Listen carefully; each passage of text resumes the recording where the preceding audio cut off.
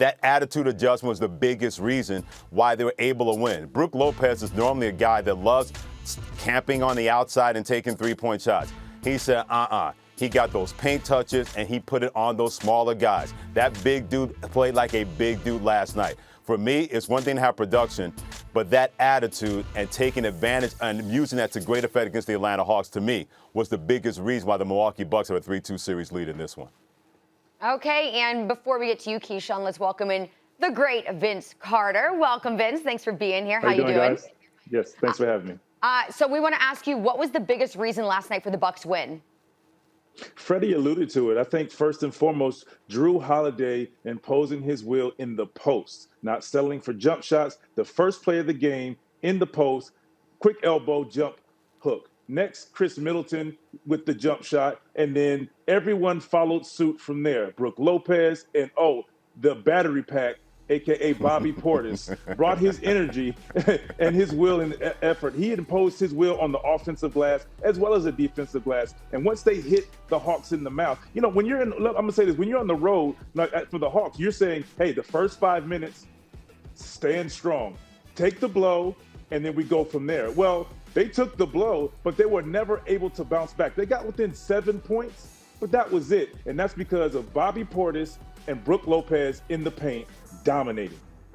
What I would say, VC, is I say, you know what? Home court advantage always plays a part, and not having your star player in Trae Young certainly played a part. And I know Trae Young has been streaky at times, but his motivation, who he is as a player, being on the court to help his team facilitate, spacing things out. And Clint Capella didn't play him particularly well at all. He was bully balled in the paint. There was no real adjustments made by Nate McMillan. But again, when you don't have your star player on the floor, sometimes that can be very difficult. And I know they beat them at home in Atlanta, but that gave the home court advantage to Atlanta Hawks. So the energy that they were missing from Speedy Gonzalez, they got from the crowd. And then when you think about it now, they're going back home for Game 6. Whether it's Trae Young or not, I think at the same time, VC, they will wind up figuring out a way how to neutralize Brook Lopez, because I can't see or believe that Brook Lopez and Portis are going to do the same things they did in Game 5 again in Atlanta for Game 6.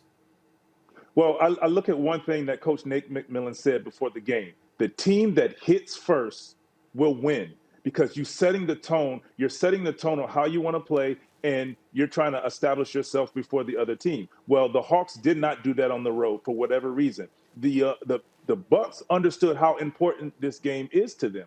So they said, what? No Giannis? No problem. We're going to put the big fella in the post so he can play in the post. Because if you think about it, he had more space to operate. And that's why we see Brook Lopez a lot on the perimeter, because they give Giannis the space he needs to operate. Now Brook Lopez gets the opportunity to operate in the post with 4 guys around the perimeter, and they found that to work. When they took him out, Bobby Portis plays down there in the post. So, and if not, they put the 2 bigs out there and let Jrue Holiday. So they felt like, hey, we're going to beat you up. We're going to score in the post. And what are you going to do about it? So like you said, home cooking for the Hawks, and the formula of we play better at home hopefully is enough. But when you bring Trae Young into the picture, you mentioned Trae. So you bring Trae, hopefully, if he's not able to play to that 32-point per game ability, he can make plays for these guys to knock down shots.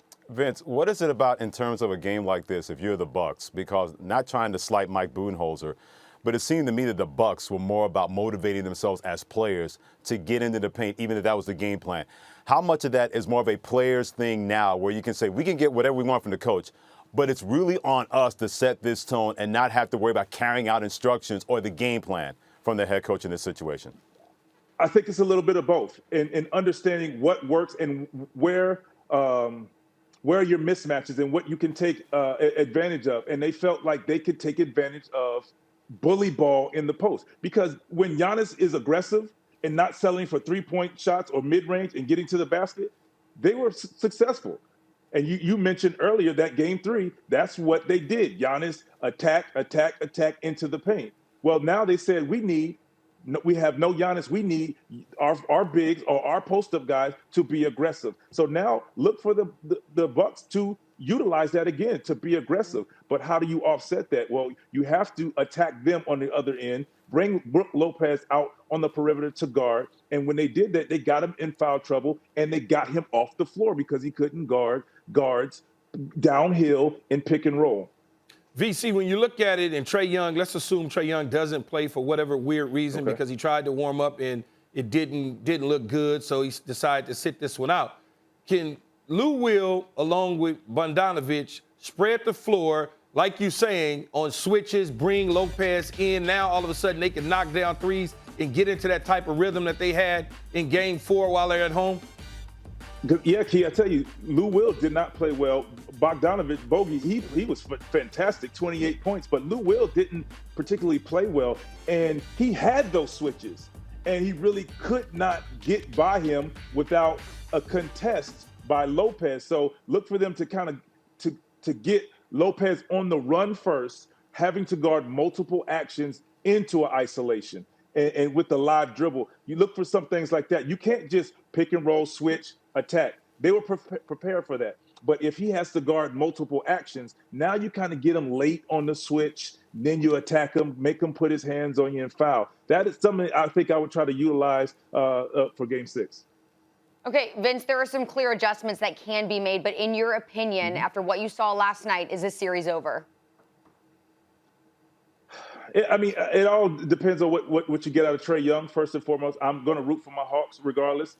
I'm only a year removed, and they're doing this, when I leave.